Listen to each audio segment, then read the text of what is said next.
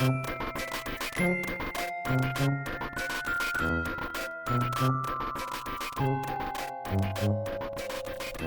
on time.is? What are you doing, dude? I told you to go to time.is. I was. What are you talking about? What's time that is? Right, I'm deleting the recording. It's a website. Start Jesus. again. My bad. Okay, start over. This will all be it. I have this all in the backup, so maybe I'll just use this as like an outro blooper. All right. So time.is is a website. So open your web browser of choice. Yeah, no, I'm in there now. I'm in there. It says my clock is 1.5 seconds ahead. Don't worry about that. It's not true. It's not true enough. Okay. Okay, and I'm starting the recording. So it's in 10 seconds. Yeah, we'll do it on the minute again. So yeah. Okay. Clap on the minute.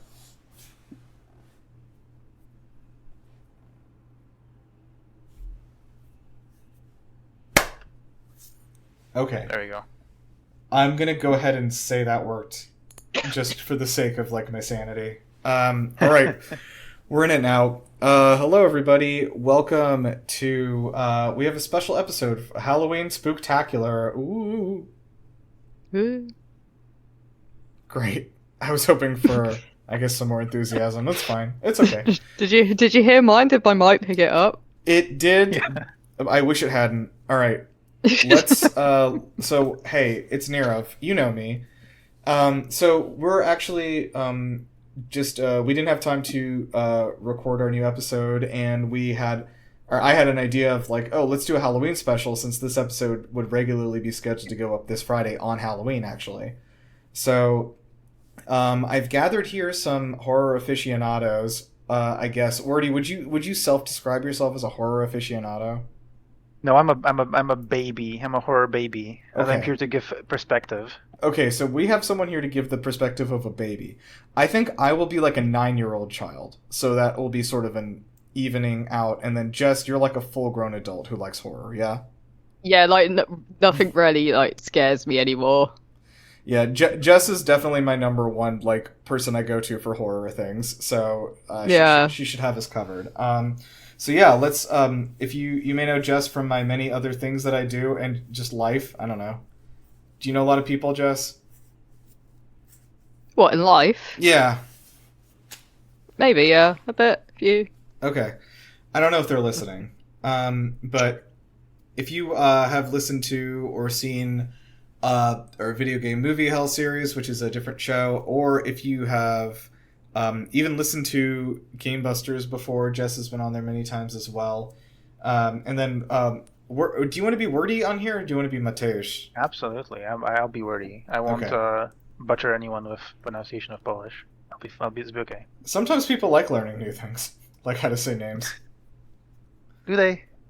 In current year, do they? I think our audience, our audience first of all is, as far as I can tell, entirely comprised of hyper-liberal American women ages 25 to 36. Almost 100%. So, yes. You can enjoy learning and not enjoy learning Polish. Yes. It's a complicated thing, okay? It is. One of my good friends had to take Polish as her degree, as a second degree in grad school, because they wouldn't let her do a European studies thing without also doing a second degree in a specific language from Eastern Europe, and the Russian class was full. So she spent 2 years learning advanced Polish. I remember you telling me about this. I remember it being torture. Yeah, right? She didn't like it so much. But the reasoning, one, it was a complicated language, but two, she was the only person in that class that was not already a fluent speaker of Polish. Mm-hmm. Everybody else who had taken the courses was a Polish person who was taking it because they wanted to skate through it, essentially. They probably didn't, because we also don't know our language. Interesting. Expand on that. Okay, no, we're talking about Halloween today, and more specifically, which is very much so not a thing in Poland. Yeah, a lot of countries have imported it from America, but a lot of countries don't have it. And I think it was after World War II was when it kind of like escaped America containment and sort of started making its way around the world a little bit. But My French teacher told us it came from France. She might be a bit biased though. yeah, I mean, if you want to say the specific holiday of Halloween, then no, that is definitely American. I'm sure the French had some sort of, spooky holiday honoring the dead or something. Yeah. But anyway, let's get into it. So today we're talking about horror fiction, and I thought it would be interesting to cover not just I know our audience listening to this show is going to be mostly, big book readers and everything, but I thought that we should try to expand our horizons a little bit and not just covering books, but also movies, TV shows, and even video games, just any way to deliver a story. So we are going to be talking about, I've decided to title this Horror Fiction and 7 Spooky Tropes, and we're going to be talking about 7 really common horror tropes and examples of when we think they were done well and perhaps when they were done poorly, and then kind of figuring out why things work and when they don't. And I think that would be good also that we have Werty here to come at this from a standpoint of being very scared all the time. Would you say that you're scared all the time? Most of the time, yes. Most of the time. You've got sort of a Luigi-esque situation. Every waking moment. Yeah. Yes. I was trying to explain to Lindsay, to my girlfriend, I was like, oh, like Luigi, he's like a big scaredy cat. And she's like, is he? I was like, yeah, that's like his only personality trait. She's like, I've never seen that. He seems brave to me. Well, he seems brave to be like moving into a haunted mansion when he's scared of ghosts. He doesn't know it's haunted. Okay, let me first, before we start, recount the plot of Luigi's Mansion. Great. Okay, thanks. Luigi wins a mansion in I've a made a contest mistake here. that he did not enter, and then he shows up there and he tells Mario, "Meet me at the mansion. I just won this in a contest. I did not enter." And he shows up, and Mario has been taken by the house. The ghosts inside have claimed his soul, and he's locked in a painting. And so Luigi's like, "All right, I'm afraid, but I'm gonna tough it out and rescue my brother." So he doesn't move into a mansion and being like, "I'm glad this is haunted." Okay. He's just like me. He's just like me for real. Jeez. All right. Let's jump into it. So I did want to have you guys first introduce yourselves and what are some of your favorite horror things, just to give an idea of where you're coming at this from. What are some of the, when I say oh, what's your favorite horror movie or game or something, what is the thing that immediately jumps to the forefront of your mind? So Jess, why don't you go first, so Werty has time to think. Hi, my name's Jess, and my favorite horror film and also my favorite film of all time is Alien from 1979, directed by Ridley Scott. I know him. Yeah. Personally, I do know him. Yeah, and you also hate this film. I don't hate this movie. I don't love it. I think it's good, but it's one of those things where when so many people, when you think something is oh, that's pretty good, and then so many people around you are like, this is the best thing ever made, and you're like, I guess it's pretty good, that it starts to sound like you hate it, even though you're you don't. Yeah. Yeah. No, I like it. I think it is a good movie. I just didn't find it very scary, and I guess I came in hoping to be scared. It's not. It's one of those things to me where I'm aware it's not the best movie ever made, but it's when something isn't perfect, but then it's still your favorite thing ever. It's kind of that's how I feel about Alien. The editing is fucking horrendous. They spend 20 minutes trying to land a ship. But yeah, it's just I still just love watching it. It's my comfort film. Oh no, that's totally, I get that. And Werty, I think you exclusively work on those vibes. On bad editing? Yeah. No. No. I also love Alien though. Great movie. Nice. Love that Yeah. movie. It was in my top 5 for a long while. I remember. Oh, nice. I have said this many times. Letterboxd. Jesus. When you first became you. When I've said this many times too, I think Aliens, the second movie, the James Cameron one, is one of, if not the best action movie I've ever seen. It's totally a different thing, obviously, but I love that movie. And so I think the fact that I love that movie probably tells you why I'm like medium on Alien. Mm-hmm. But I think that those are both obviously very well made films, but just like so different. Anyway, yeah, Werty, hit me with what's your favorite horror movie? Horror movie. I mean that would be Alien, but I'm not gonna steal a movie. Okay, well you can just one use Alien 3 then. No, I've not watched Alien 3. I'm gonna say my favorite horror movie. Then other than that, I think would be last year I watched Texas Chainsaw Massacre. Okay, Just the old one. such a clean movie. Yeah, the first one. Mm-hmm. Just a clean movie. Just like everything works. Everything. The acting is fantastic. And everyone's so weird. And That's I true. love it. That's actually a fair assessment. Everybody in it is very weird. Absolutely. The Hitchhiker is burned into my mind. That guy is never leaving my nightmares. Nice. I saw that a long ass time ago. Like I think I was a teenager when I saw it. And that one definitely stuck with me, but the only part that stuck with me was how weird it was, and then I was like uncomfortable the whole time. Okay, hold on 1 second. I actually have a problem with my whole brain, which is that I forgot.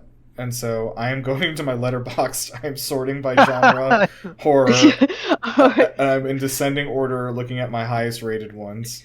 This is why I've taken notes. Yeah, he said that, this is he's doing it for me to figure it out, but it was actually him. Yeah. He didn't want to tell you. Oh, you know what though? Actually, if I guess it would depend on what you would count as horror. So I would say if this counts, absolutely my favorite is Coraline. That is like that is like my top three, like in a top 3 movies of all time for me. That is my comfort movie actually, which is I think which is weird because it's such an uneasy like movie, unnerving movie, but like I also like when I feel very sad or down, like that is a movie that I go to feel better and like feel like I don't know, maybe just because I've seen it like so many dozens of times, but yeah, that and I don't know that also movie is like I've decided that I will not let it be tainted by the crimes of its past. No more needs to be said. It's okay. Yeah. I will say though, I will, and I'm going to go on record saying this, and I've said this before. I bet you can find it in writing from me. But even before all this stuff about Neil Gaiman came out, I have said many times that I did not think that book was good, and I thought the movie was way better because it's not really the same story at all. So I'm going to go ahead and claim that. I'm going to stake my flag down. Anyway, yeah. So see, I have a problem though, which is that this is one of my favorite movies ever, and Lindsay is like terrified of stop motion animation, so she will never watch it with me. Aw. I've never heard of someone being scared of stop motion before. Yeah, it's like really, really bad. Like, I don't know, man. I don't know. If anyone out there has any remedies for this, I would hit me up. Send an email to what's our email? You need to make her play games at the increasingly lower FPS. Okay. Go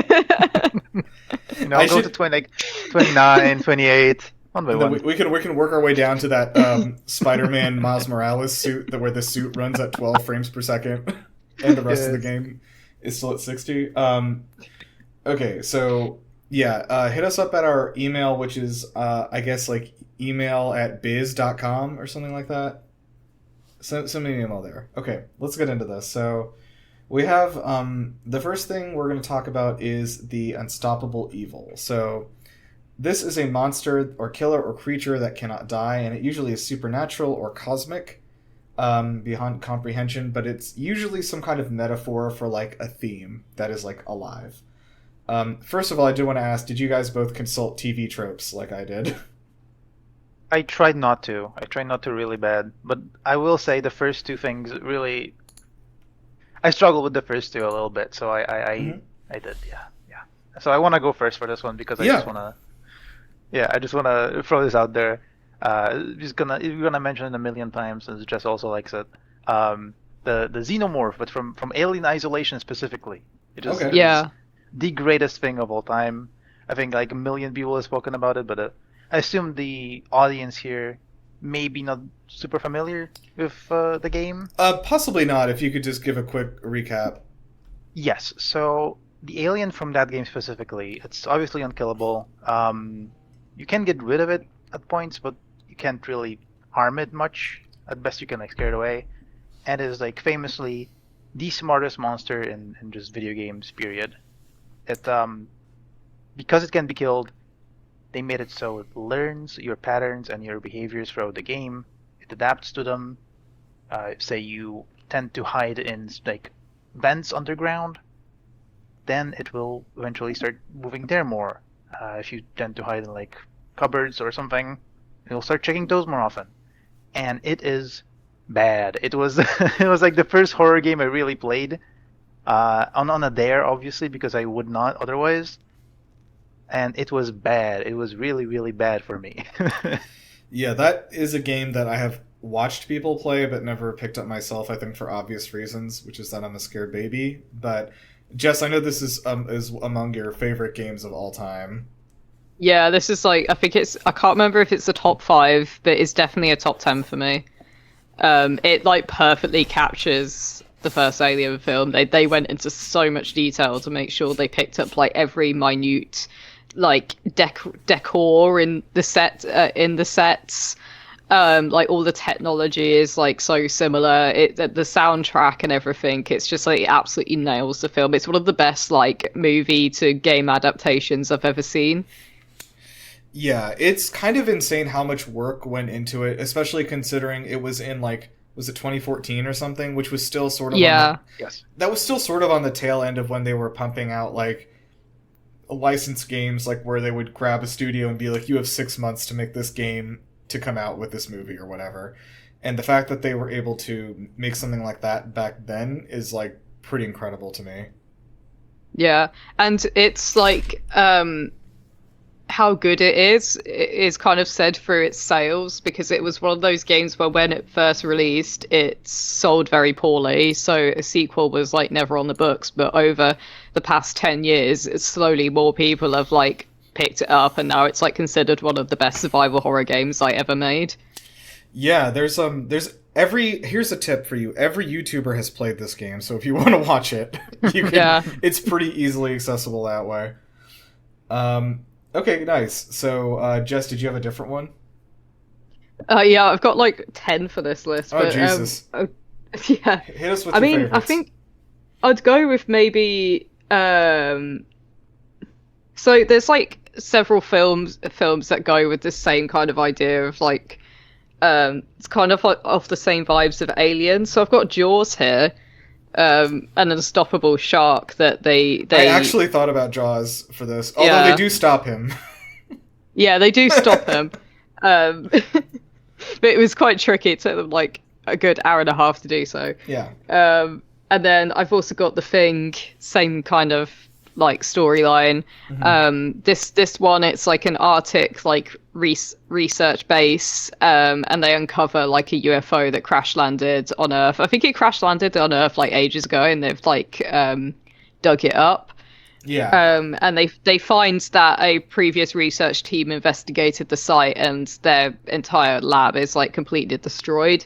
So they think, oh yeah, that's pretty weird. We'll take this back to our lab this time, and it turns out to be this kind of like creature. Oh no, they don't actually. It infects a dog. Yes. So the film opens up, and there's these two guys in a helicopter, and they're chasing a dog. And the helicopter like crash lands or something, and it's the two guys from the other research team, and I think they die. So they go to investigate their research facility, and they find that they uncovered the UFO and everything, and the place was destroyed. So they take this dog back to their own lab, and it turns out to be this like shape-shifting creature. And in not to spoil anything, but this is like one of the few films where maybe for The Thing. Yeah, where maybe they didn't stop it because it is unstoppable. Ooh. One that I had a thought about, which I wanted to mention because it is not from a horror movie, but is kind of the same concept. That I love is this is very good. Is Death from Puss in Boots: The Last Wish. Has anyone I love seen that. this film? No. Of course. It is honestly one of the best animated films I've seen in a long time. Highly recommend for everybody. But in this movie, Puss in Boots is basically being chased by Death because he has squandered 8 of his 9 lives because he does not take his the amount of lives he has seriously, and he's like, whatever, I've got more lives. And so Death finally comes to claim him on his last life, and it is this wolf character that is I just love what they do with this character because he's who's it playing him? Do you remember, Werty? I watched it in a dub, so I would not. Oh, fair enough. It's incredible voice work, but he's I love this wolf because there's he thinks he's like dreaming it at some point, and there's like all this shit going on, but he says the Death at one point says like, I'm not a metaphor, I am not a symbol, I am Death straight up. And I liked that a lot because it's one of these things that you very frequently see these creatures, like they're supposed to be like a physical manifestation of some like idea or theme. But I really enjoyed this because like as much as Puss in Boots tries to run from and fight and kill Death, he cannot do it because it is Death. It's not a creature that symbolizes death, it's just the concept of death itself. So I really enjoyed that example.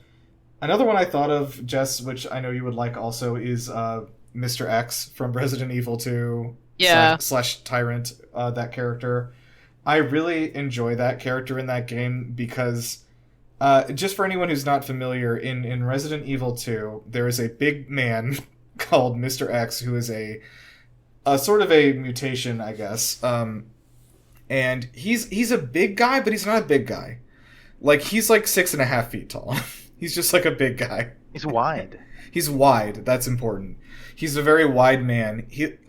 But the thing is that he is unkillable, and he is always following you. So the really interesting thing about that game is the tension of the fact that there's not anywhere to hide from him, really, because he'll just like keep following you, and there's no way to kill him. And so he's just this unkillable mass that is always always behind you, and every time he's coming towards you, you gotta just wait for his footsteps and then book it to another room. And I actually have a good story, which is that I got so scared while I was playing this game that I installed a mod so that every time that it replaced Mr. X's big thumping footsteps with the song X Gon' Give It To You. Oh my god. Did it have the fade out as he walks away yes, as well? It absolutely faded. Yeah, it absolutely faded in and out. It's incredible. But it really helped me deal with the fear that I was experiencing. And so, yeah, I really enjoyed that example as well.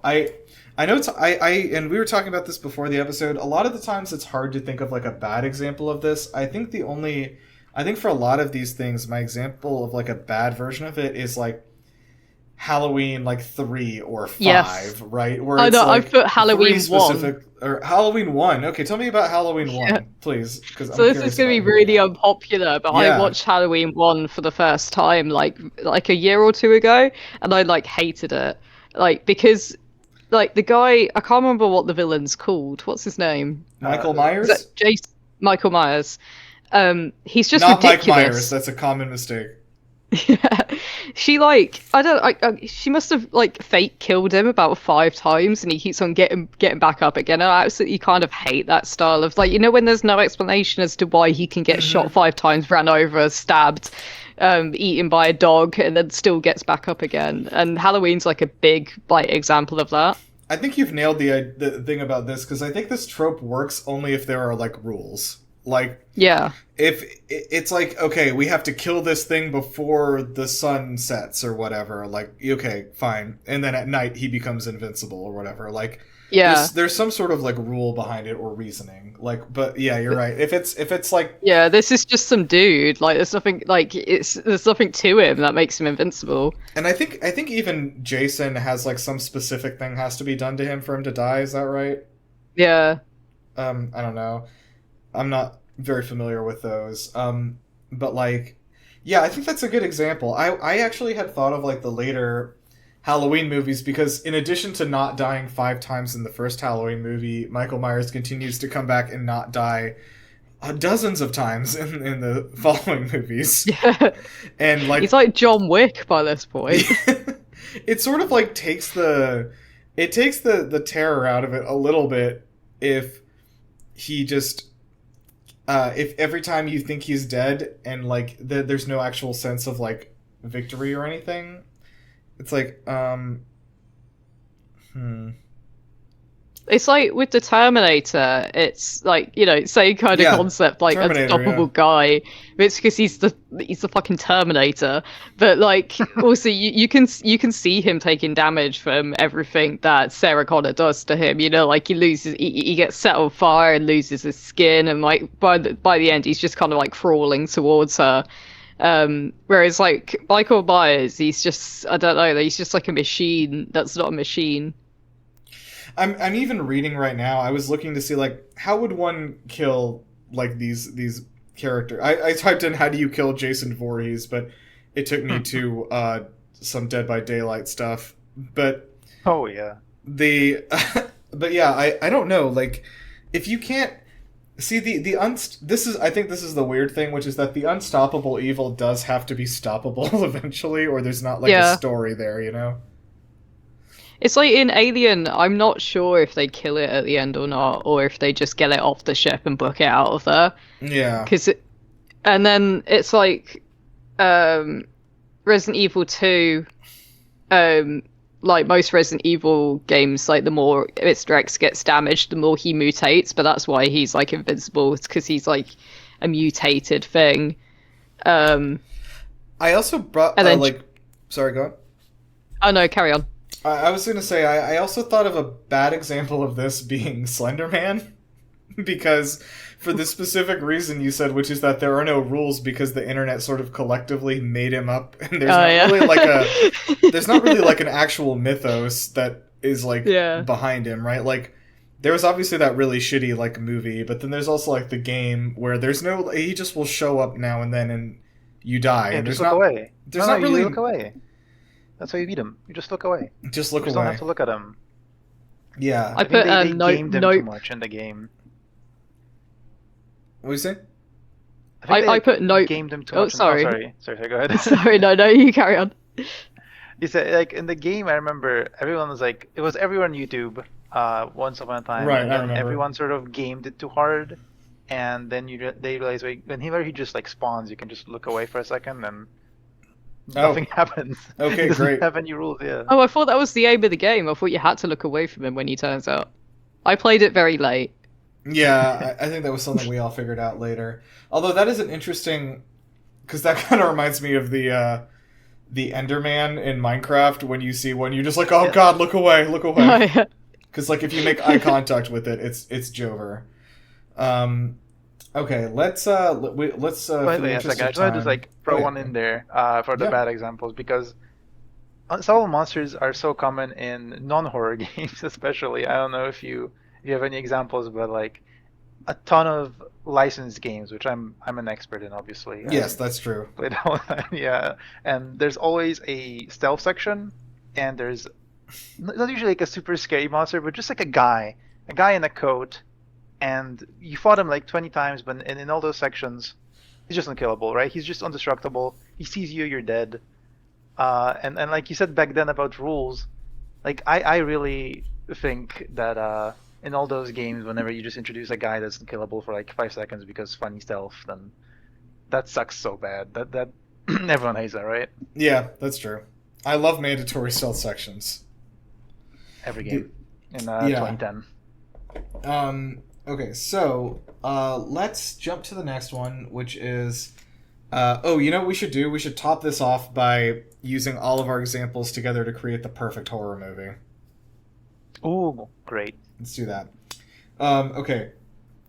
So, second one is Alone in the Dark, which is the characters are trapped in an isolated location with no means of contacting the outside world for help. The phone lines are down, there's no reception, weather is blocking a radio signal, etc. So... I think this one is a really tricky one because it happens a lot, but it often feels very artificial, and it's like, oh, the phone lines are down, and it's like, why are they down?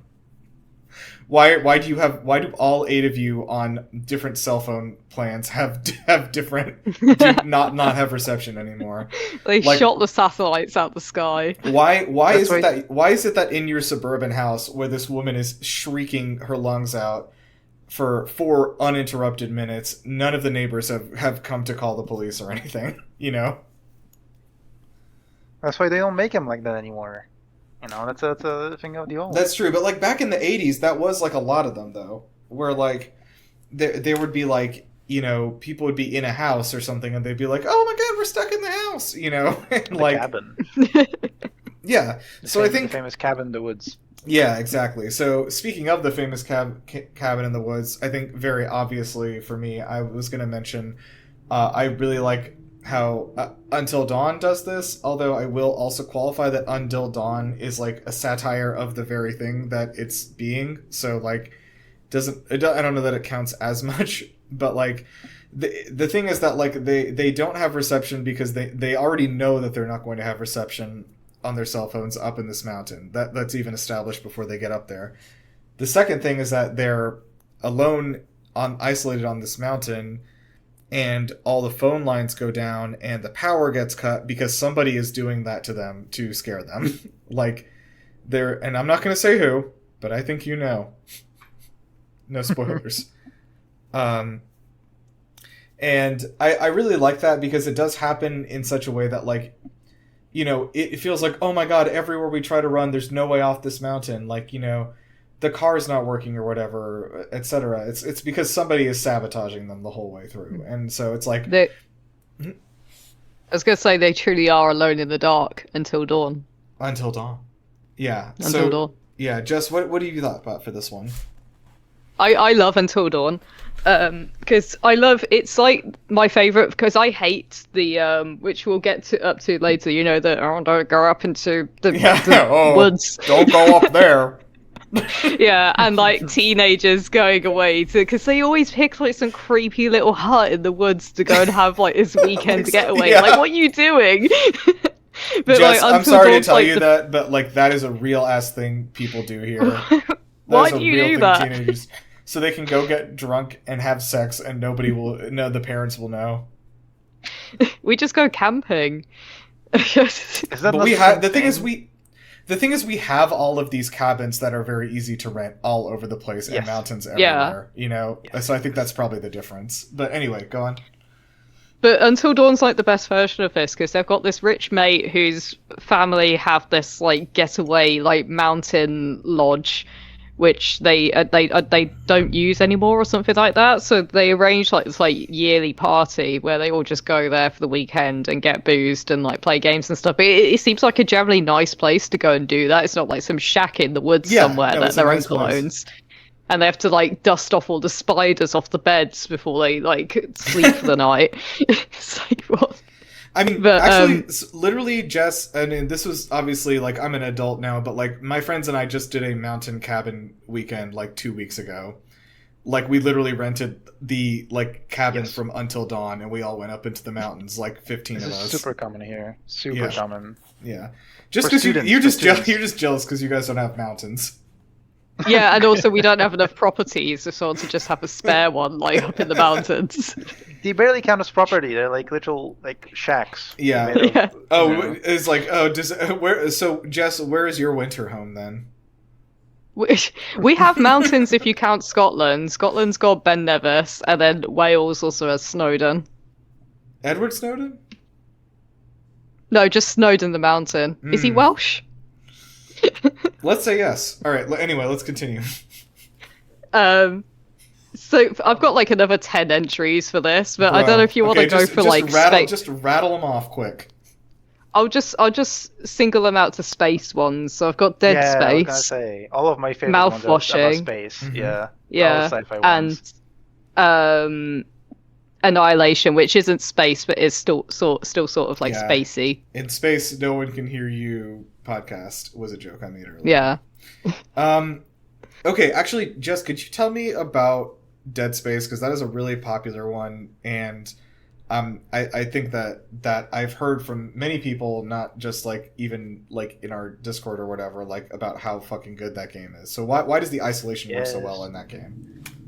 It's going to be like a big struggle for me to explain it without spoiling it, because I think the real meat of that story is like the last like third of it, where it all kind of ties together. But basically, there's this like maintenance crew, and I can't remember why they land on this ship. I think they land on it because it's gone silent, it's got a distress call or something like that, but they end up crash landing. Yeah, they like a bunch of engineers just like thinking the ship malfunctioned mostly, so Yeah. they just go there and like repair crew. And when they land, they go to investigate and they find the place like completely empty. And then all of a sudden these creatures like come out and they kill like most of the crew. And you're just like kind of left to try and find the people. I think you're trying to find like some of your crewmates who you got split up from, but then also like a way to get off the ship. But it's basically just that there's so many games that do this, but Dead Space does it really well, where it kind of reminds me a bit of Alien Isolation, where the whole game, you're just exploring the ship and you're getting from like one place to the other to get off it, and you're slowly uncovering all the like the crew logs and everything. And it's one of those games that does the individual stories really well. So as you're reading the crew logs, you find like you follow certain characters by the logs they've left behind. So, like there's this group of 5 or so characters that you slowly unravel their story of. And yeah, it's just, and it gets creepier as it goes on as well, because like a cult like manifests on the ship. The outbreak gets more severe, so these creatures start mutating like more severely. And it generally feels like you're fucked basically. Nice. Yeah, like all of my favorite like stories in this trope, I realize are about like the location is so cool that you don't care that they get stuck in there or why. Oh, okay. Like, it's so cool. That's a good observation. So, would you have another specific example, Werty, to add to that? Yes. The movie Cube. Oh my god, interesting. Yeah. Yes. Yeah. I'm a huge fan of those weirdo movies with like a bunch of contests or rules, and Cube was like the big entryway of that into that for me. And its sister movie, Sphere. Yes. Which I did. I actually like that movie's pretty good. I actually really enjoyed that book. I highly recommend Sphere by Michael Crichton. Anyway, continue, Werty. No, but like I think you don't really think about like what the rules are, because you learn them like alongside the characters, right? And then same goes for like any sci-fi, in that you have to learn the rules of the world and maybe the ship or like whatever location you're stuck in. And then whenever it's just like a creepy cabin, then it's like whatever, right? But if it's like a cool ship that's built like a rib or whatever, like in Dead Space, or a weird cube, then you're like so interested in just being stuck in there with them that you don't care that they're like, stuck in themselves. That actually makes me think of one of my favorite games of all time, Prey, where you are you are on this spaceship that has been doing horrible experiments on this alien race called the Typhon. What do you mean, really? Horrible experiments in my horror game? Okay. Crazy. In space, on a spaceship? In space, no one can hear you do science.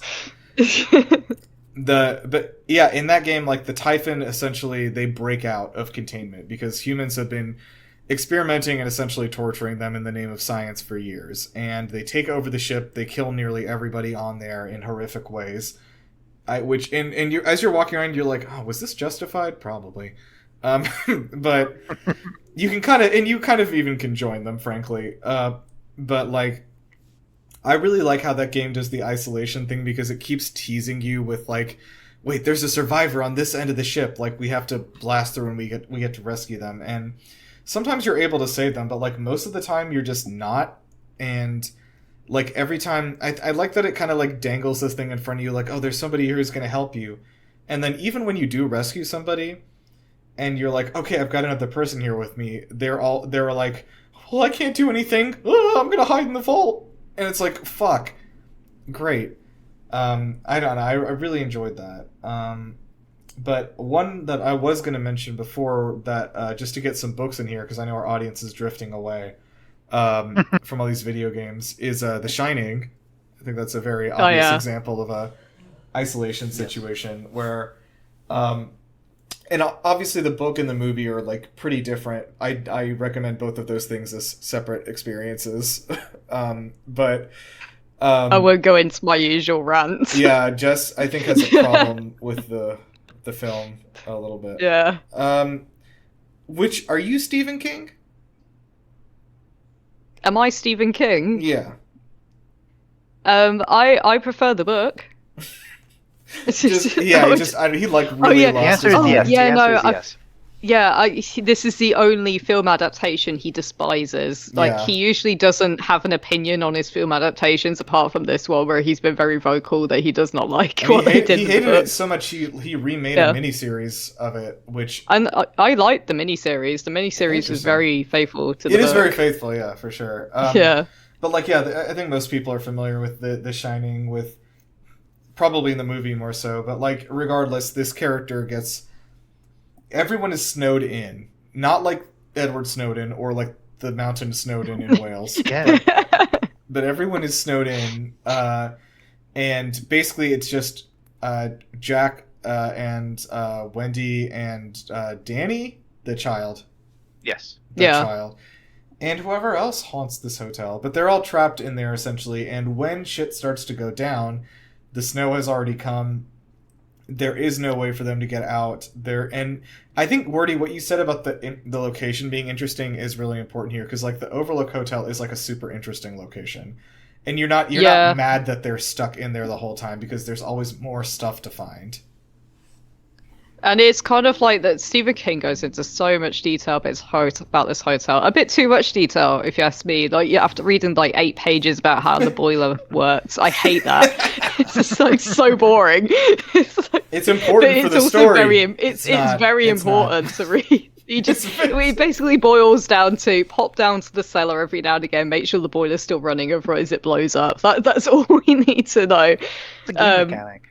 Yeah, it's a game mechanic. Mm-hmm. But that's basically what Jack's there for. Like, him and his family, they actually choose to be isolated, so he takes on this job because he's a recovering alcoholic and he wants to get his play finished and also repair his family, because his family has been kind of like destroyed by his alcoholism. Mm-hmm. So he decides to go for this job as a caretaker at this hotel, which usually closes down over Christmas, and because it gets snowed in. And he thinks, oh, that's like the perfect opportunity for me to write my play. And it goes very well, and that's the end of the book. He goes up there, writes his play, and they all come back down again. Yep, and that play is called... Snowden. I can't remember what it's supposed to be called. It's called Snowden. Oh, it's called Snowden. I thought it was... It's not called All Work and No Play Makes Jack a Dull Boy, which is a long title. I've got like 2 more. Like, I know we've stayed on this quite a bit. Yeah, but I've got 7. I'm realizing 7 was very ambitious. Let's go. Yeah. Just throw them out. I've got Mouthwashing and Silent Hill. Okay. Do you have those later on the list where we could talk about them too? I've got Mouthwashing in the next one, actually. Let's Silent Hill could probably go in there as well. Yeah, I actually, Silent Hill is literally the definition of this next thing. So, like, Yeah. let's go and jump to the next thing, which is the unreliable narrator. So, Oh, we haven't said the bad yet in the Alone in the Dark. we haven't said what? I struggled bad. so bad with the bad, honestly. I have Oh, no bad. examples. Yeah, I couldn't think of. I think honestly, my call to this is just 80s movies where people are stuck in a house and nobody hears what's happening. Where it's like, okay, Yeah. I can't suspend my disbelief this far. I'm sorry, but I put old down. You know, the M. Night Shyamalan movie. Oh, old. Yeah, The Beach That Makes You Old. Yeah, that's the one. The name of the movie is The Beach That Makes You Old. Yeah, that should have been the subtitle. Yeah. Wait, are you saying the movie should have been called Old: The Beach That Makes You Old?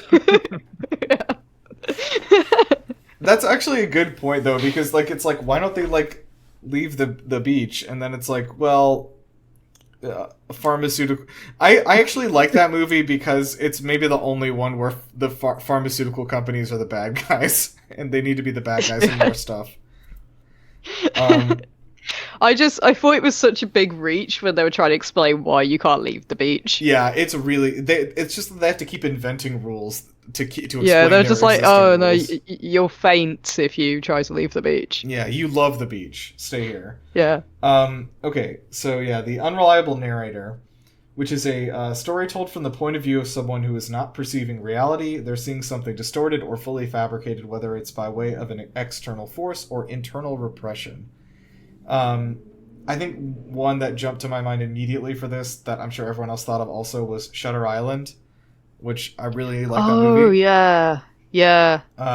We can't talk about why though. You're right. Yeah. Next example. We that's the problem with this list though, is it's like mouthwashing, can't talk about what that. Yeah, it's I can talk about the concept of mouthwashing. So basically mouthwashing starts where they're on like a cargo ship. So before you do that, mouthwashing is a video game. She's not talking about washing your mouth Yeah. with, like, a mouthwash solution. No, you should trust mouthwashing, do it. But mouthwashing, the video game, starts with this cargo ship, and the intro, you're playing as the captain, and you're like a trustworthy captain and everything, and then you just decide to kill yourself, and you do it by crashing the ship into, I think you crash it into an asteroid or something, and then you put your whole like crew's like lives at risk to do so. And the game basically then goes back, I think it's like a week or so, to kind of explain why he got to that point. And or does it go forward? I can't remember if it goes forward or back. But this game is like very short. It's about 4 hours long. And from the rest of it, you're playing from the point of view of his second in command and also his best friend, to basically like tell his story about how he got to that point. Because like from his actions, the ship is then like stranded in space. It doesn't work anymore. There's like crew members on board. They've got like 6 months left of food supplies and no way of getting to like anywhere else to pick up more supplies. And when they finally break into their like storage units, all they find is like thousands upon thousands of bottles of mouthwash. And that's basically like all they can eat or drink for the next like however long after their supplies run out. But yeah, it's such a good game. It's like a psychological horror game, and it really delves into the unreliable narrator bit. Nice. Okay, I do want to I do want to play that game. I've heard it's like kind of gross at some points. Yeah, it is like quite gory. It's all like imagery though. Actually no, I guess no, it's not. It's not imagery. It's real. Excellent. It's real. No, it's real. You think it's not real? Okay. What did you think for this one? For me, I really like the ones where like, I don't know if you can reasonably guess that something is not necessarily real or something, but like the character you're playing as is like unconventional, you know. Like I listed here an indie game called Among the Sleep, where you play as a little kid, a little like. Sorry, did you say an indie game called Among Us? No, Among the Sleep. Okay, I thought you said Among Us. I've been playing a little indie game you might not have heard. No, it's a pretty old game. I think like over a decade now. Like it's like a 4-year-old kid, and you're guided by your little teddy bear, and you walk along these like nightmares. Your mom is nowhere to be seen, and you can like figure out the kid is a bit of like, he's a kid, you know, he has a big imagination. So you know something going down on. And another thing I had is Hellblade, the first Hellblade, where the character has just voices in their head, and you don't know whether to trust them or not. And I think that's creates such an interesting dynamic throughout the game, and all the reveals around it are really cool. Yeah, I think that's actually a great example. Like Hellblade is almost too obvious, and I wish that game was more fun to play for me, is all I will say, because it's fantastic in so many ways. But, in that game, the character herself has psychosis and has many voices speaking to her at once from many different people at all times, telling her what to do and what not to do. And at all times, many of them are lying and many of them are telling the truth. And many of them want you to die, and many of them also have your best interests at heart. And there's never any way to distinguish between what is what. And one of the best performances of all time. Oh, for Ever in sure. anything. What is her name? Is Melina Jurgens, I think. Yes, correct. Yeah, she's excellent. And so We. oh, go ahead. Oh no, carry on. Oh, anyway, yeah. Just I was gonna say for what I can't. This is another one I can't explain why I recommend it, but my favorite mystery novel of all time is built on this, which is Agatha Christie's The Murder of Roger Ackroyd. I cannot explain to you why, because then it will ruin the book, but please read that book. It is my favorite mystery novel ever, and I think it is Agatha Christie's best work. Another one is And Then There Were None. That's just also same kind of concept, but also I can't explain why. Did Yes. we think this through at all? No. This is actually just sort of like... This has just sort of become like a recommendation engine. And then there's Silent Hill as well, but also can't explain why. Yeah. Yay! Yeah. But I guess like the concept here's an of Silent example I Hill can- is like Go on. it's this like tourist town in the US, where it's cursed, and I'm so like hazy on the details of it because it's all explained in Silent Hill 1.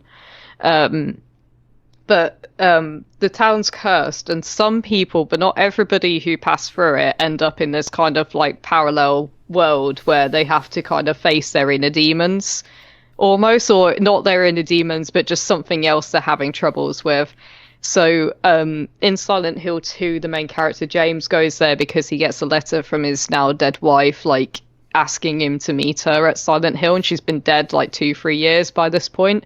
So he goes to Silent Hill to look for her, and he bumps into a woman who looks exactly like her called Maria.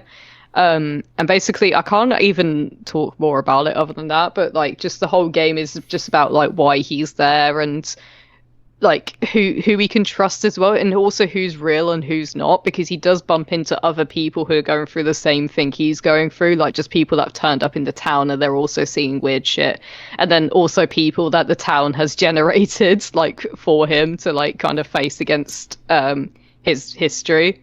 Yeah. That stuff is pretty cool. I also...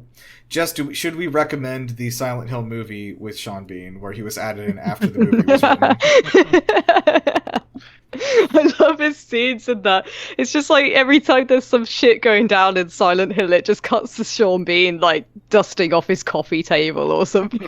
It's so good because it reminds me of in... You know how in Monty Python and the Holy Grail, it keeps just cutting away to like that old couple who are like calling the police and the police looking around? Like, that's like exactly what it is.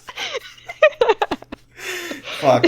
Okay, He makes it out alive though, and that's the main thing. That's like probably the only role he survived. That's true. As far as like the unreliable narrator thing, I mean, I really love the, and I think this is hard because this is also not a horror thing, but like I love the novel and film adaptation of Life of Pi. I think that's like a really incredible story. Yeah. And the whole point of the story is that he's like an unreliable narrator, and like you, the audience, are supposed to decide whether the tiger was real or not the whole time at the end, based on like the evidence that you're given through the eyes of a like starving, dehydrated child who was like on the ocean for 3 months. And so like I really, really recommend that. I mean, I know it's hard to read books, whatever, but it's a good one, and the movie's excellent. Highly recommend it. So I think for this one, as far as like what works, I think is when the audience is okay. Let's figure this out. Do you guys think that you like when the audience finds out like later that there was an unreliable narrator and it's played as a twist, or do you like knowing you have an unreliable narrator from the start? I like having weird characters be the protagonist in this case. Like you're not entirely sure the whole way through. Yeah. Like getting some like, unconventional characters. Like if it's a situation like, I don't know, like I guess Fight Club also is a weird guy, but like that one's another example I think of like the protagonist is like, you know, it seems everything seems pretty straightforward until it's not. You know. Yeah. So, but yeah, I think I do prefer having it so that I know that I shouldn't trust them, and I'm not sure what I'm seeing is real or not. Where rather than like Yeah, it being So played like what's your bad ones? What's your bad ones in this? I Bad my put The examples. Hole, which is a film with Keira Knightley in it. what does she do in that one? Does she fall into a hole? They do actually. No, they get into the hole. So it's it's like it's a British like horror film where these teenagers, I think they've got like an underground bunker or something, like a bomb shelter.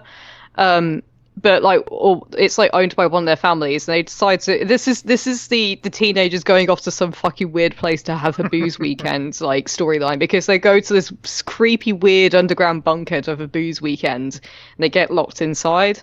They've got no way of contacting like the outside or anything, and it's all told from the perspective of the main character. And then I think it's like midway through the film, it's revealed that she's actually been lying the whole time, and it was just it's. I think this was the worst version of it because it was done for stupid reasons. Like her motive for doing what she does and for lying about it is just really stupid. It doesn't work like at all. Um, and I think it works better when there's kind of like a psychological aspect added to it rather than just them being evil for evil's sake. Hmm. I'm trying to remember the name of the because I had this yesterday and sorry, Werty, could you say some things while I'm finding the title of this novel I want to yell about? Okay, yeah, my bad one. It was the sequel to Hellblade, a maybe controversial take. Hellblade 2. Yeah, Hellblade 2, which is again is the same character. She still has the voices, but she in the first one she kind of, I don't want to say overcame it, but like learned to understand them and stuff. And I feel like you go into the second one and you're like, oh, it's like you can maybe trust them more, and they are helpful. They are more helpful. They are more reflective of her. And then the more you go on, the more you realize it's still kind of doing the thing from the first game. Just kind of again sometimes not really. It's weird because like this thing that worked in the first game, the first story in general, just like stops working when you just repeat it again. You know? Yeah, that was kind of a thing that I was thinking for a lot of these was like that if you do this like several times, especially with the same characters like in a series or something, it's like it kind of loses a lot of the weight, I think. But yeah, I'm not sure. I don't know. I think oh my god. I mean, the Yeah, sorry. two examples that we've spoken about where like they do two different versions of the unreliable narrator, what, like you knowing from the beginning and then also it being like a surprise. So the surprise would be Shutter Island. I think that does it really well. For reasons we can't talk about, the narrator seems to be very capable and then isn't midway through the film. And then a film where it's like obvious from the start where they're unreliable. I'm trying to think of some of the examples we've had, but both of them can work. It just depends how they're done. So one of the examples I have is Interview with the Vampire, which is like based on the TV show because I prefer it over the film. But the TV show, it's set during modern times, and this journalist interviews a vampire, and like just basically goes through his life, like from the moment he was turned up to like modern times. But we know from, I think it's like either the first episode or the second episode, that the guy he's interviewing is unreliable.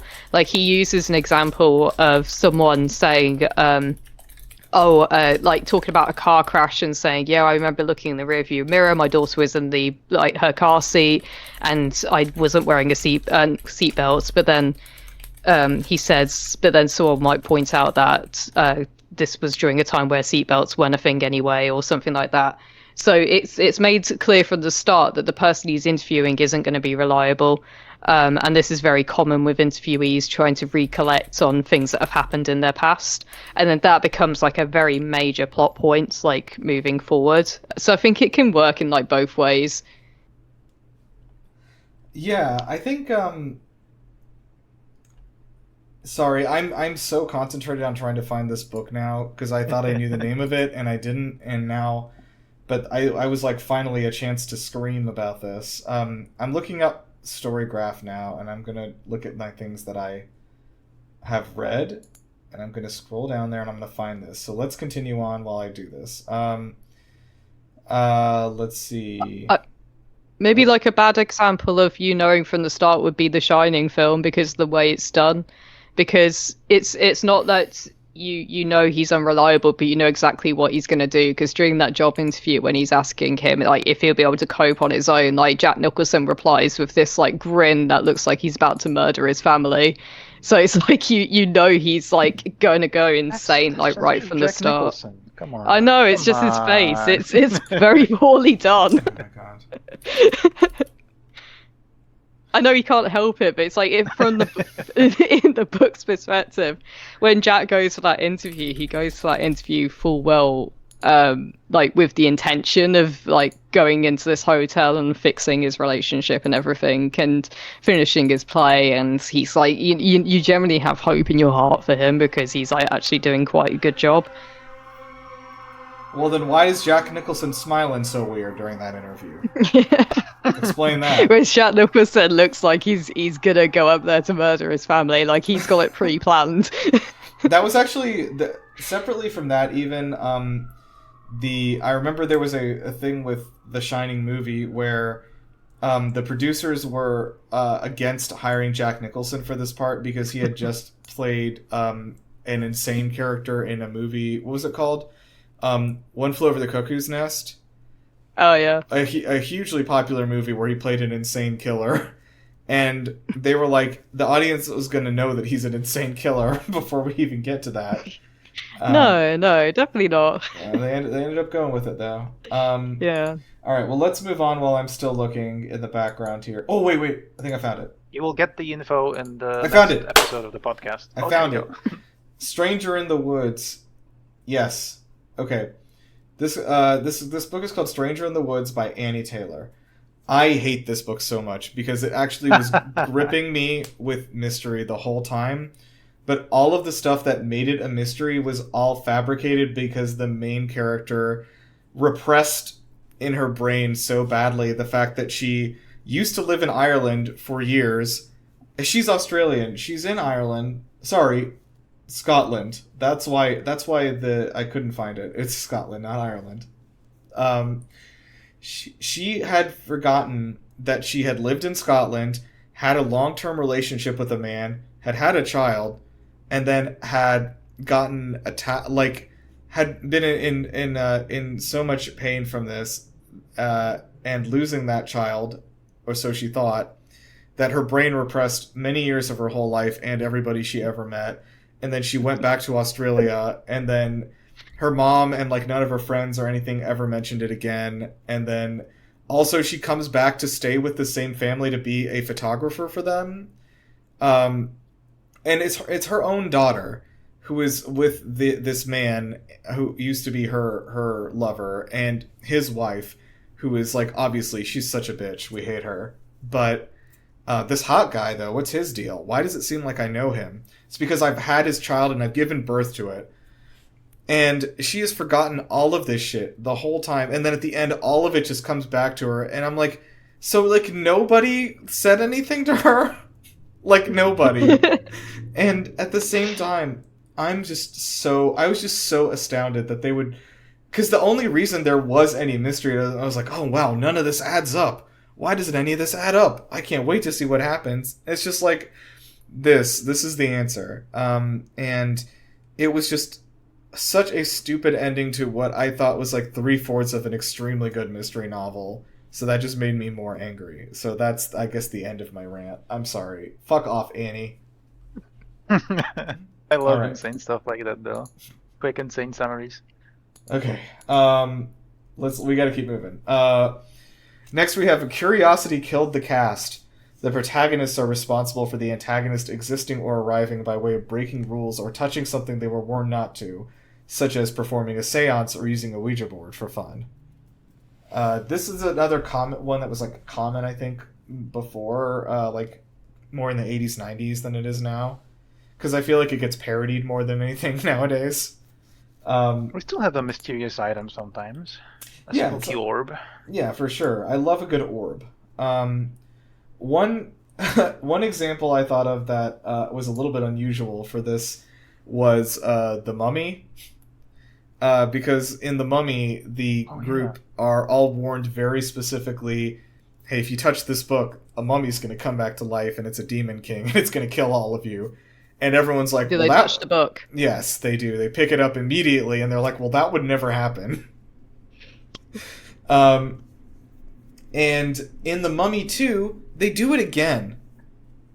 In the second Mummy film, they go back into the tomb and they're like, this is a different new book. This one will be fine.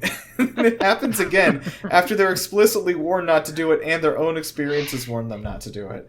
So I just remembered this one and I was like, come on, guys. And then that guy gets eaten by scarabs and I had nightmares about it for the rest of my life.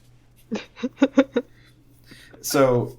yeah, anyway, I know, I think The Mummy's a fun movie. I just, like, that was one of those where this one jumped out to me as, like, a bad example immediately, because it's just, like, they get so many hints to not do that, and they're told exactly what will happen if they do, and they already know that magic is real, and they already know that, like, there's, like, all these traps and shit in here, and then they still do it, because if they don't, the movie won't happen.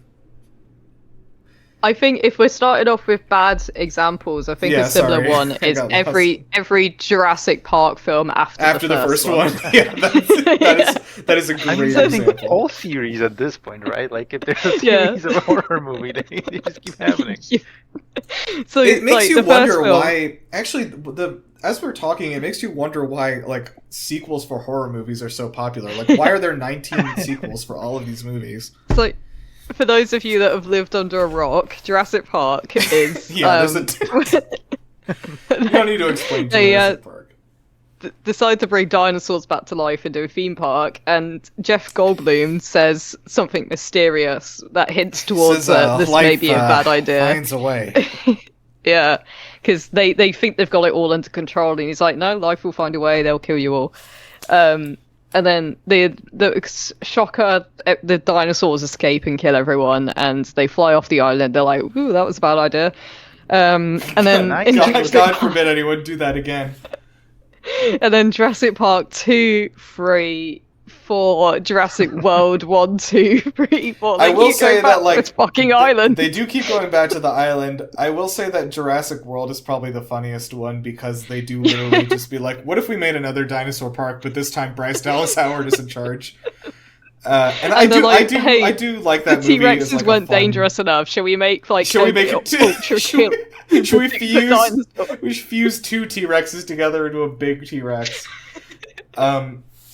I will say that like if you can get past the premise being so stupid, like I think the new one, the Rebirth with Scarlett Johansson, is a pretty fun like horror movie-esque thing. But you do have to just be like, okay, they're going back to the island again, and deal with that. In that same, sorry, go on. I'm just laughing. Yeah, in the same. I was sorry. I was about to say something else when you were talking about Jurassic Park. Werty, do you have any for this while I'm thinking? Hold on. Oh, I thought I struck gold with this one. Just yeah, please. Half of all creepypastas on the internet are about, I pick out the Pokemon Dark cartridge and it's very evil, and I pick Zelda, but it has a black cartridge and it's very evil, and it just every single one of them is like that. Yeah, that it's interesting how like often it is like that. And actually, one thing I don't think we've said is the movie Cabin in the Woods basically does satirize every single thing we have here, because that is the point of the movie. And I hard recommend for Cabin in the Woods. I think that's a fantastic movie. I really liked it. Oh, this is what I was gonna say, which is that, and Matt Arnold from Dungeons and Daddies, he talked about this at one point, and because I want to credit him with this great quote, which is about the Jurassic Park movies and why they don't work after the first one, which is that the first movie can't be, oh no, there's an earthquake, and then the second movie is we have to rescue the earthquake.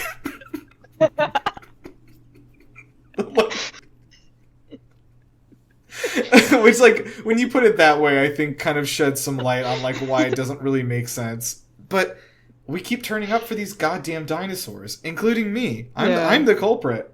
I love these dinos. We're doing it in real life. We're doing it in real life. We're bringing all of them back, right? I've also got so two of the examples I've got in both good and bad are kind of the same kind of concept, but one does it better and the other one does it terribly.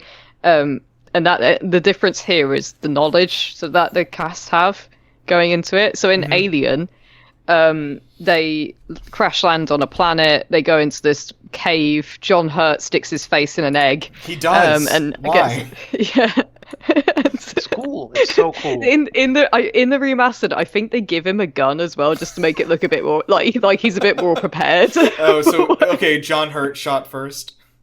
Yeah, and he doesn't just find an egg and it's like Yeah. But basically, he gets knocked out, and they bring him back to the ship, and Sigourney Weaver is the only person on board the ship when they all return, and she says, "You're not bringing him back in here." And they're like, "Yeah, but he's hurt." And she's like, "Yeah, but you don't know what was in that egg. You're not bringing him back in here. That's like breaking every single quarantine wall we have. Like, he needs to go into quarantine." And they insist on treating him. And in the end, like, the kindness of their hearts, like, beats over, like, science. And they let him on board. And then, you know, lo and behold, he's infected with something weird. But like, that just kind of works because it was just like their empathy for their crewmates, I struck off the sides of it all, and also because to them it just looked like he had passed out. Like they didn't know all the science behind like whatever he'd been messing with. But then you've got Prometheus, which is the exact same concept of them landing on some creepy ass planet. But the only difference is this is a bunch of scientists, and they do shit like landing on the planet, and they're like, "Oh, the readings are fine. Let's take off our helmets," and stuff like that. And you know, like finding a worm in his eye and deciding not to go to the medical bay or anything. He's just like, "Yeah, I'm sure that will work itself out on its own." Now, is that the one where Michael Fassbender is in it, or is he in the other one? Yeah. Okay. No, he's in both of them. Yeah. Oh, right. In the Alien Covenant also is the other one. Yeah. Yeah. I think I didn't hate Prometheus as much as everybody else, but I also don't think I thought it was going to be good when I saw it. Do you know what I mean? Like, Yeah. I didn't, because I think I didn't watch it in theaters, but I also remember the buzz online of, I don't know why happens every time. People were so fucking hyped about that movie before it came out. It looked cool. It looks gorgeous. Like the cinematography and everything is so beautiful. But it's also one of those films that was also, so it's got its flaws, but also it was kind of ruined in editing because a lot of the deleted scenes put so much better context to the story and everything and the characters' motivations. But then also they are really stupid, and that's the reason why the plot of the film happens. Okay, I think that's okay. So we've narrowed it down. I think it is unsatisfying when the reason the movie happens at all is because the characters are stupid. But if information is being like withheld from them and they don't know better, I mean that makes a difference. But I like this. I like the idea that like when they're aware that they're doing something wrong and that it could come back to bite them, I think it makes more sense rather than when they're like, nothing will happen to me. I'm gonna open the mummy book. It's just the Prometheus is just things like the animal guy finding this weird snake and thinking it's friendly just because he likes animals, and the geologist guy getting lost because he can't read maps and stuff like that. It's just Okay, so let's jump forward to the next one. We'll move it along with Evil All Along. Someone in the group of protagonists is the monster or killer or slasher, or has ties to them and is helping the killer by sabotaging the group. This one I thought was interesting as I was like looking through the tropes, because I feel like I don't see this as much, but when I do, it is. I feel like it's more notable when I do. So, what did you guys have for this one? I think it's very hard to pull off without it being very theatrical. But I think so. The two examples I've got are from the same series, and one's like the original, and the other's a remake, and it's Scream. Because the first Scream film, it does this, and it's very good. And then the remake of the Scream film does the exact same thing, and it's supposed to be like kind of satirical because they're kind of like, oh, a Right. remake, oh, how meta, and it's just it's so I hated it. I hated it so much. It just didn't like do it the same way.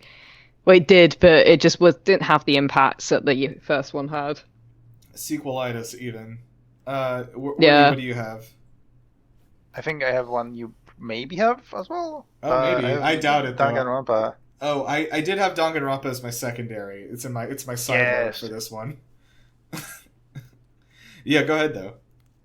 Oh yeah, I mean that is a series of just it's an anime adjacent series, a visual novel series, so kind of like It is adventure also point and click game. yeah. I think Danganronpa works because it is a comedy. Like it's supposed to be stupid and funny. That this is the case. You know what I mean? Yes, it's very like over the top, yeah. Yeah. It's kind of sci-fi-ish in a way.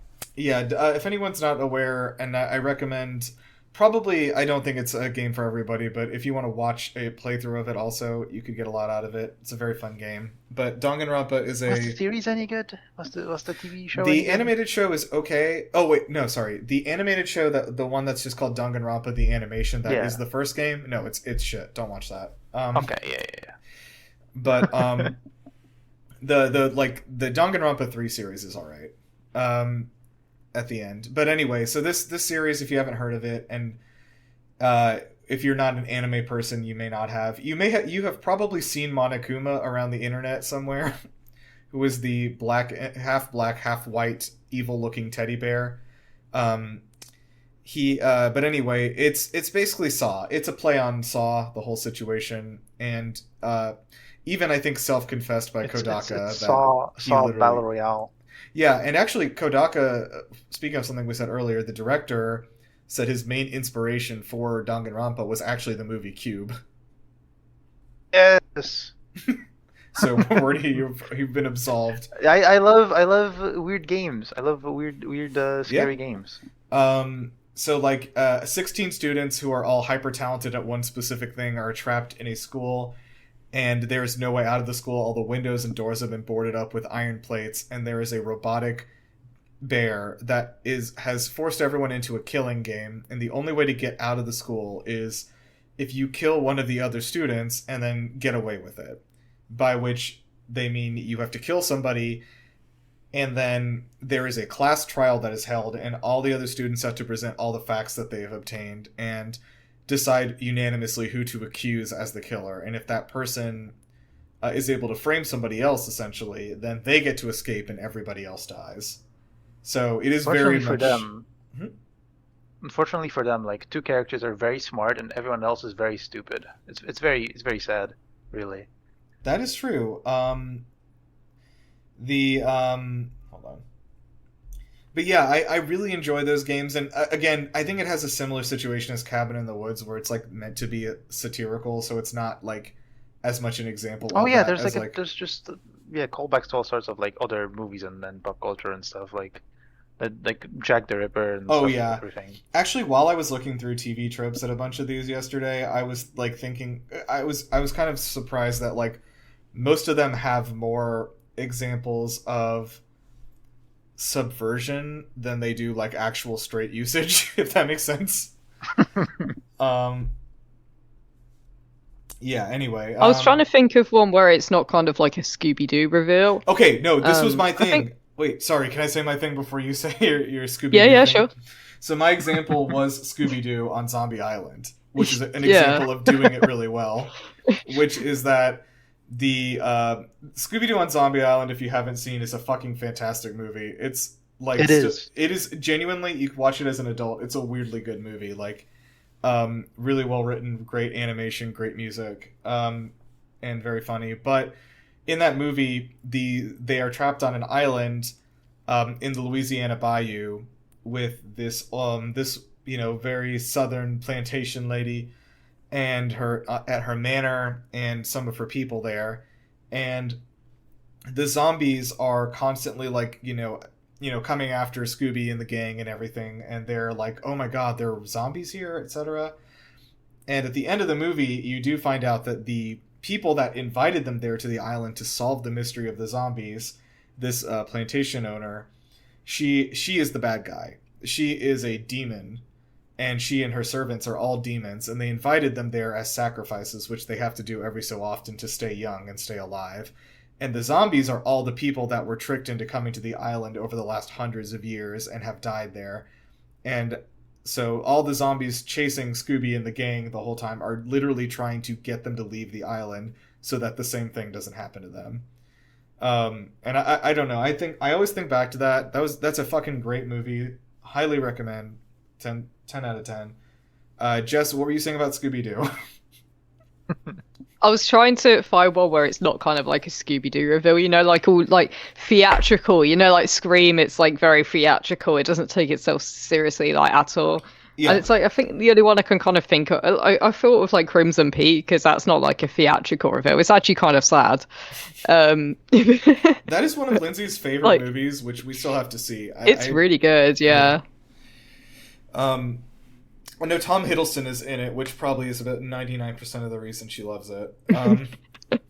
But my bad example of this was all of Supernatural, which is a TV show that I love. But every 4 episodes, they meet some new person who is their friend, and then at like 3 episodes later, they're like, actually, I was also a demon.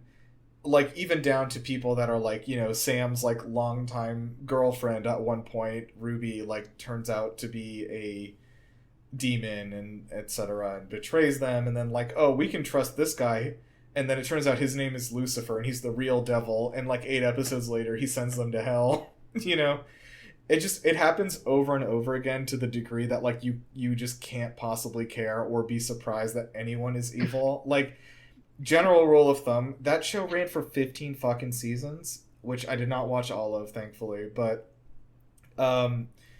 if anyone on that show is not Jensen Ackles or Jared Padalecki, or even if they are, you can't trust them. But this is my shadow recommend for the first 5 seasons of Supernatural, and then watch the finale that Eric Kripke wrote as the finale, and be satisfied with that, and do not continue. All right. Let's jump forward. We can make progress here.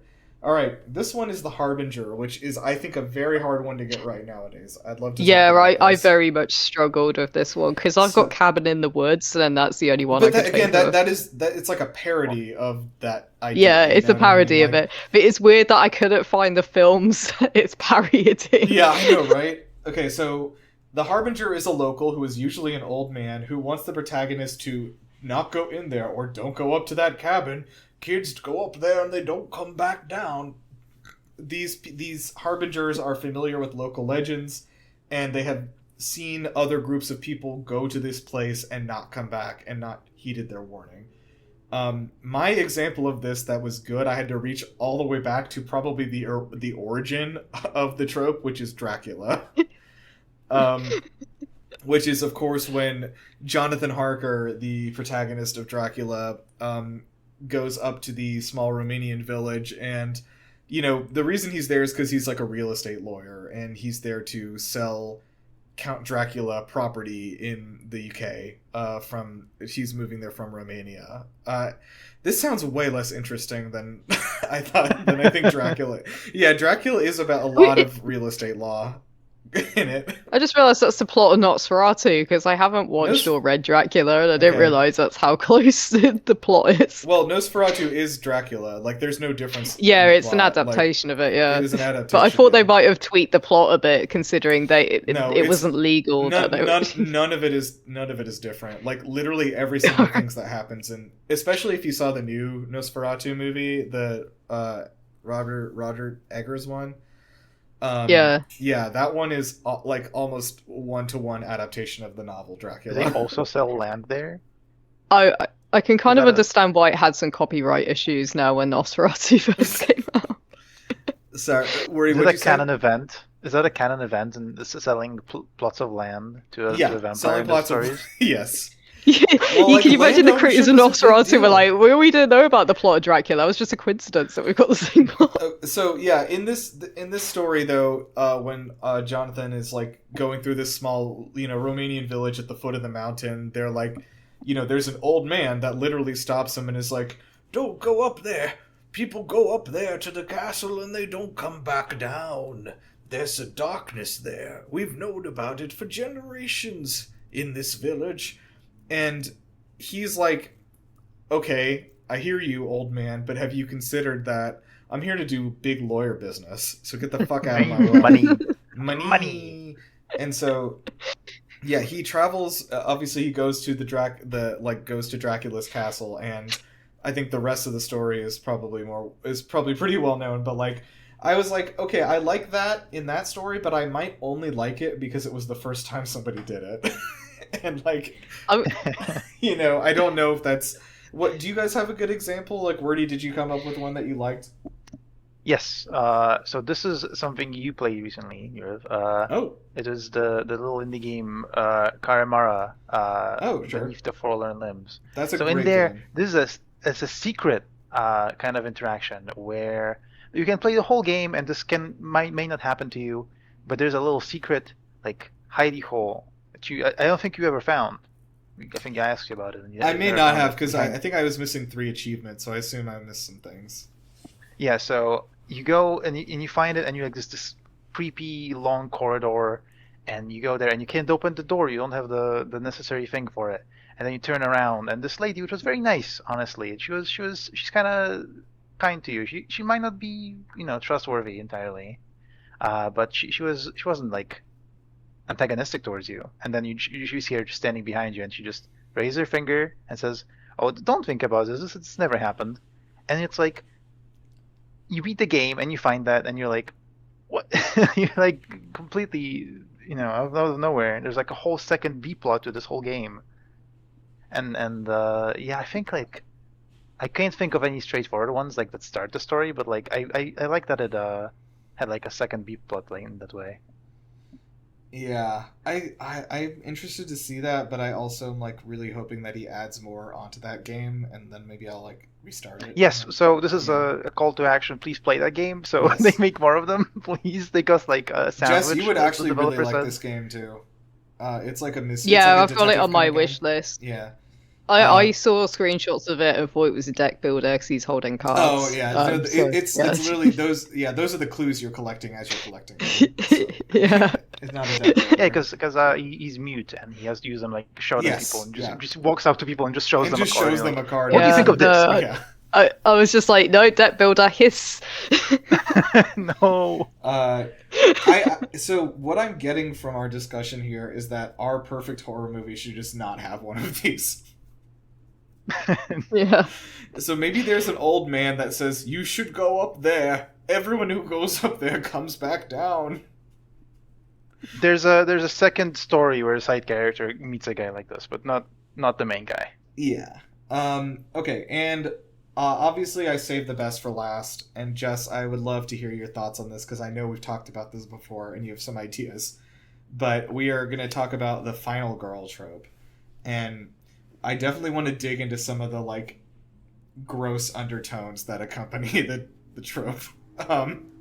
So of course you'll probably know the final girl is the last surviving character in a group of protagonists, and she survives all the way to the end of the movie or story, whatever it is, and she must confront the killer alone after all of her friends are gone.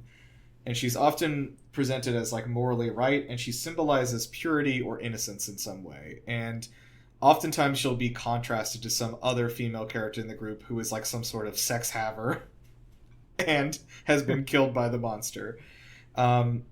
This is like such a common idea, and it has actually. While I was looking at TV tropes, I was actually I was like, oh yeah, because it was mentioning like, oh, a male version, like a male inversion of this, is literally in Sinners, the movie from this year, where Sammy is essentially like the final girl, and everything, and he does have this feeling over him that like everything happens there that night is because of his sins, of his failure to remain innocent and pure as his father, the priest, is commanding him to. And I was like, oh, that's like a really interesting take on this idea, for sure. But yeah, Jess, what do you think about this idea, first of all, of having a final girl? Because it's like so common, and it's in every slasher and everything. Yeah, it's really weird because it's so common. Yeah, like I don't know.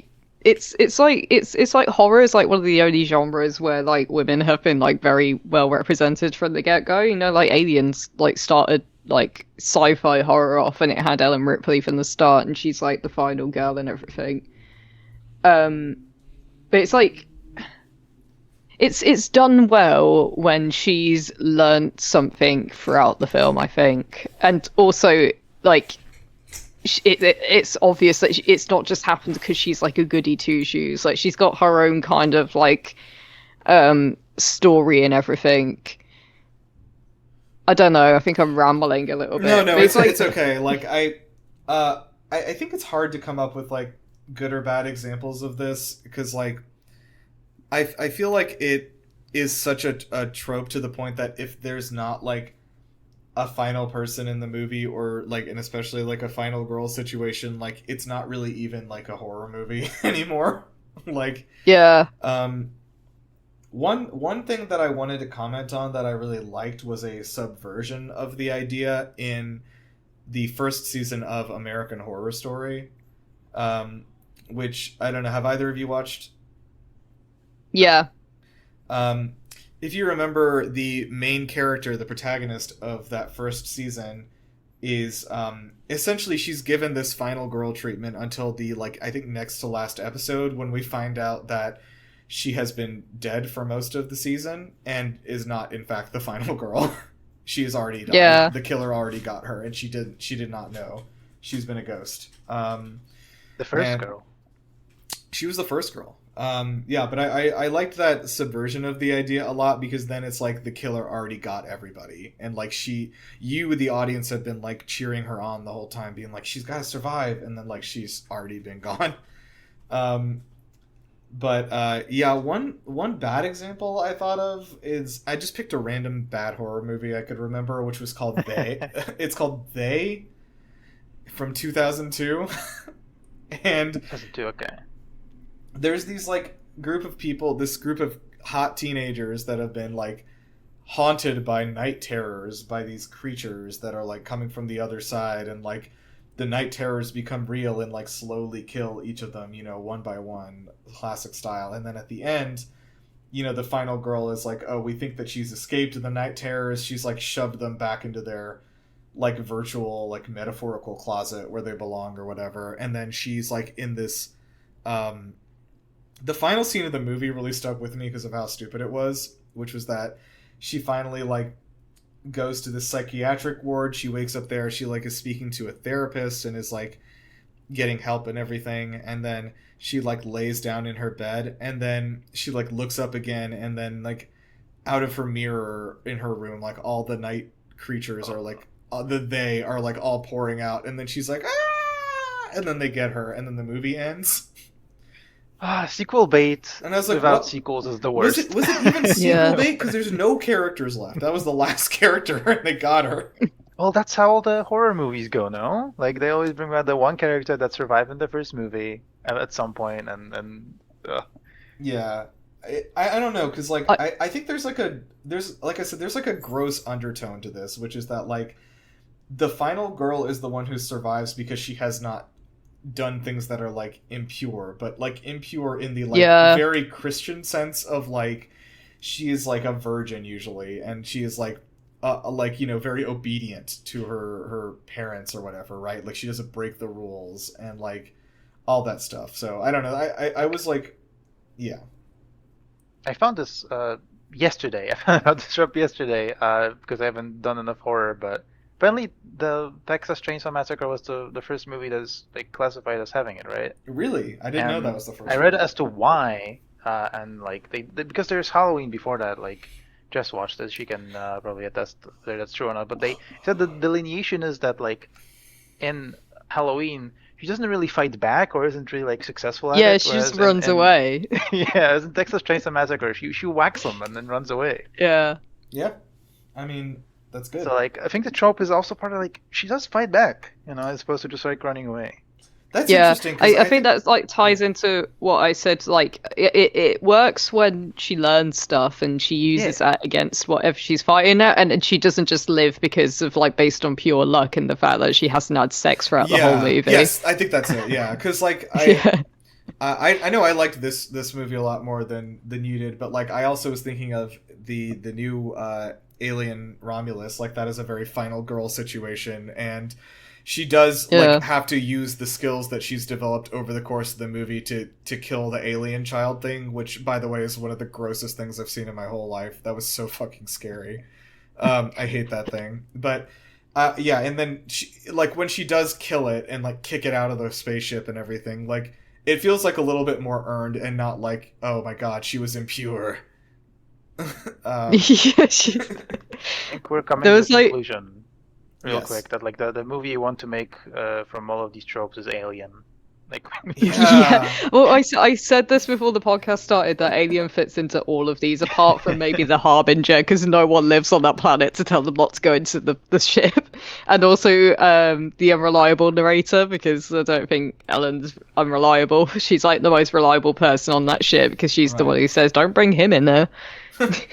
Well, watch out for that one.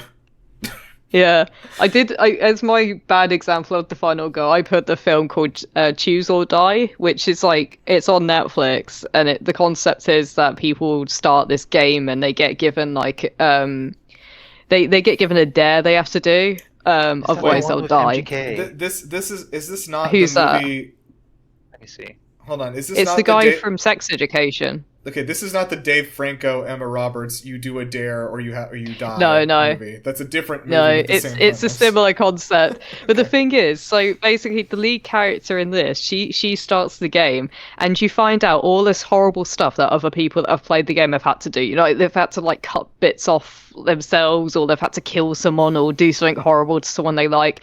And then all she has to do is like the first thing, she has to watch someone else eat glass. Like she's just watching someone else do it. She doesn't even have to do it. Everyone else has had to do stuff like that. It's like the second one, she has to go into a swimming pool and see a ghost of her dead brother or something like that. It's just like really lame, like stuff that. And then she like wins, and they're like, "Wow, we can't believe you won." It's like she barely had to do anything. She was just watching other people do stuff. Have you? I just thought of this, but I'm guessing you haven't, Jess. But Werty, have you watched Alice in Borderland? Alice in Borderland, no. I've seen a bit of it. Yeah, it's a Netflix, online. but it's a live action Japanese show. Actually, it's an adaptation. Yeah, I think it's based on like yeah. It's so like they made a live action show instead of an anime. But like that one also, like in the first like few episodes, there is like one of the crew, one of the main group members is this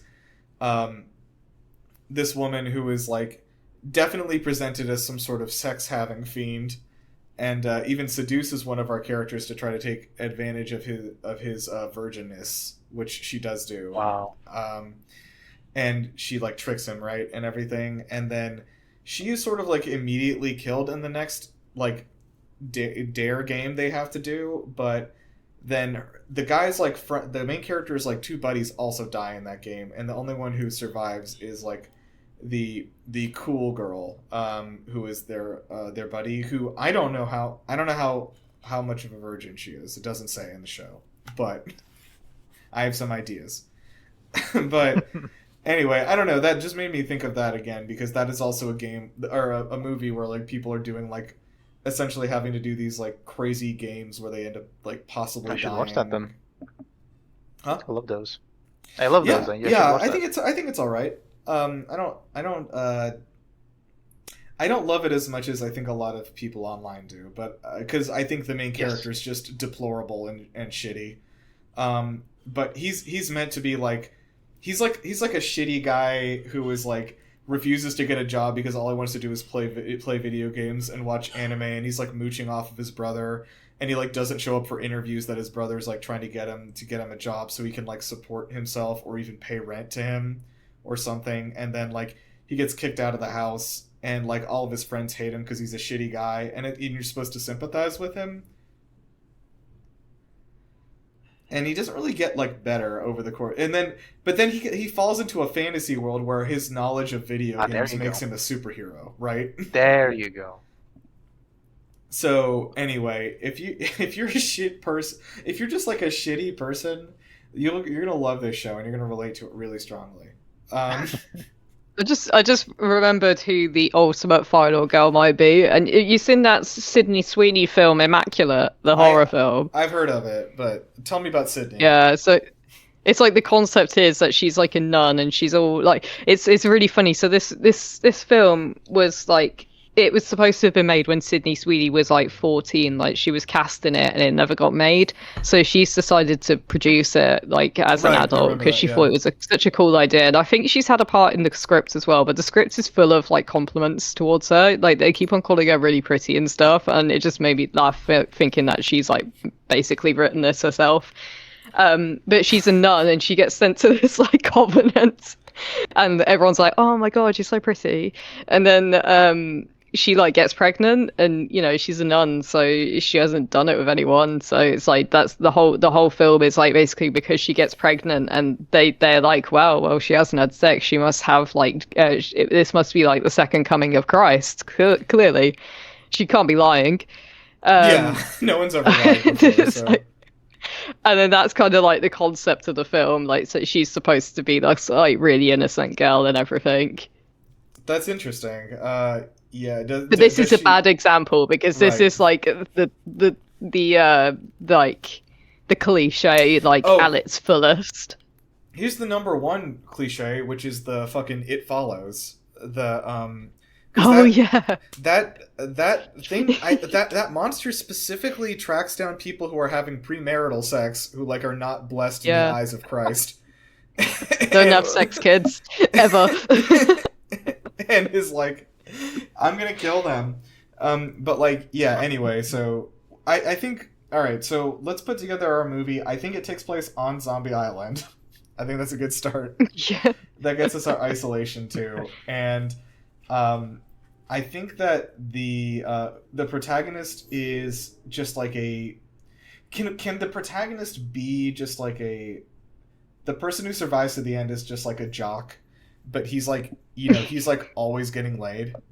You know what I mean? Yeah. Well, throughout the whole film, he's just getting laid. But like accidentally, like he's not planning on it. And he's just like a cool guy. He like goes to hide in a closet, and there just happens to be a girl in there with him, and he's like, "Oh, hi there." Well, as long as we're in here. Okay, wait, no, it's like there's like you hear somebody like getting killed outside the closet door, and it's like, ah! And he's like, sounds like we're gonna be in here a while. Okay, that's pretty good. And then I guess it takes place in space, right? I think we decided on that. Yeah. Yes. Yeah. Zombie Island in space is awesome. Oh, dude, space zombies? Okay. What is the name of this movie that we've made? Alien. Damn it. Okay. It's fine. It's just Alien. Okay. Yeah. But like it's spelled weirdly, you know. Oh, didn't they already do that in one of the Alien movies though? Didn't they already spell it ALI3N? Yeah, that was Alien. Jesus, dude. Listen to me, Ridley Scott, if you're listening, I know you are. You have to stop. We could call it Alien Subtitle Island, you know, like Alien Earth. Oh, yeah, what was the subtitle you made fun of? The beach that makes you alien or something? Yeah, it's called Alien: the beach that makes you a zombie. There you go. Great, ship it. Okay, well, thank you guys for listening. This is fun. I like learning about like, or I don't know. I feel like dissecting these things is fun, and we don't like do it a lot. But I also feel like I need to get into a little more horror stuff because I feel like there's a lot of stuff I haven't really experienced yet, such as the breadth and depth of the Alien franchise. I've heard Alien Earth was good, but I don't know if I believe them. I don't know. I've seen clips of it. And it just looks really goofy. I think after how good Romulus looked with the alien and everything, it's like very difficult to go back to TV, TV budget, level. yeah. Yeah. That'll do it. Okay, well, thank you guys for listening. Yeah, we'll be back with a regular episode. I think it'll be November 14th, if I calculated right. So, in the meantime, so Jess, do you guys know our catchphrase, our closeout phrase on this show? No. Okay. Oh, sorry. But before I trick you into saying it, do you guys want to like? Oh, you thought one. Sorry. Oh, you have one, like pre-prepared? Yeah, we do actually close out the episode with the same phrase every time. Oh, because when we were doing the podcast, we'd joke that we didn't have a phrasing out slogan every single episode. No, this a court of bros and broses, like we have a actual one we accidentally stumbled on in like episode 3, and we've been using every time. But no, I was gonna say before we do that, do either of you want to plug anything that you are working on or have worked on that you would like people to check out? Well, we no longer have anything to plug. But soon. Watch this space. Yeah, Untitled gaming website is going to go hard, though. So, yeah. I would... you know what? Don't go to any we could plug video game movie hell. Yeah. I the best of the podcast. I'm not on there. Our last remaining project. Werty, you can jump. Well, that's because I claimed it as my own. Actually, funnily enough, I did message and talk to Moises about this like a year ago, and I was like, "Do I own like this IP and like the Game Busters IP and everything?" He's like, "Yeah, that's yours," and I was like, "Dope. Okay, good." So it doesn't belong to Game Luster and therefore has not been taken from us. This will be important later. Watch this space. Yeah, but anyway, video game movie hell. We have another feed for that, and we have it's on YouTube. Just Google that; it'll come up. We're watching every video. Or on GameBustersPod.com. Yeah, GameBustersPod.com. Yeah. And so we're watching every video game movie adaptation ever made in chronological order, including like the shitty anime ones from Japan that will never be seen anywhere. If you want to watch 3 people suffer for 35 episodes, it's been a lot. That's your podcast. I would say it's been mostly suffering. There's been some highlights. Yeah. I was looking at our list. I think there's been like 5 highlights. There's been 5 films that we've gone away and gone, that was really good, actually. That was pretty good. Yeah, that was good. So, we're going to get some good ones coming up soon, though. Did we like the Far Cry movie, surprisingly? Maybe a little. It was fine. We'll have to find out.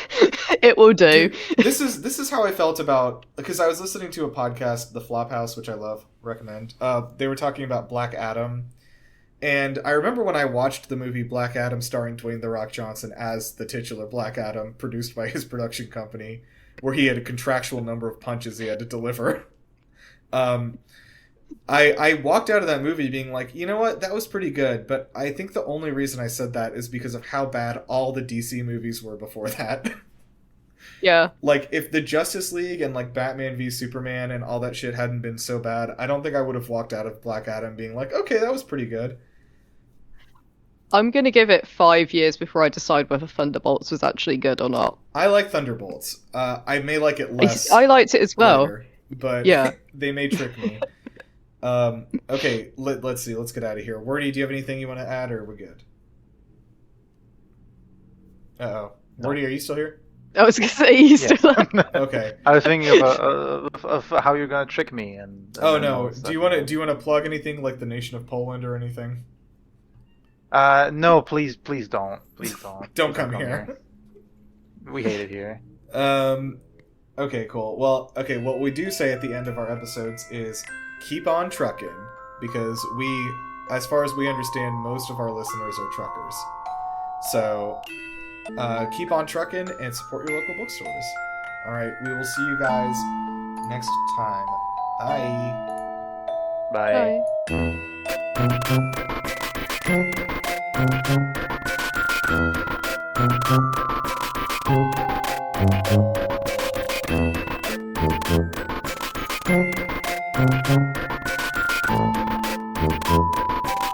Bye.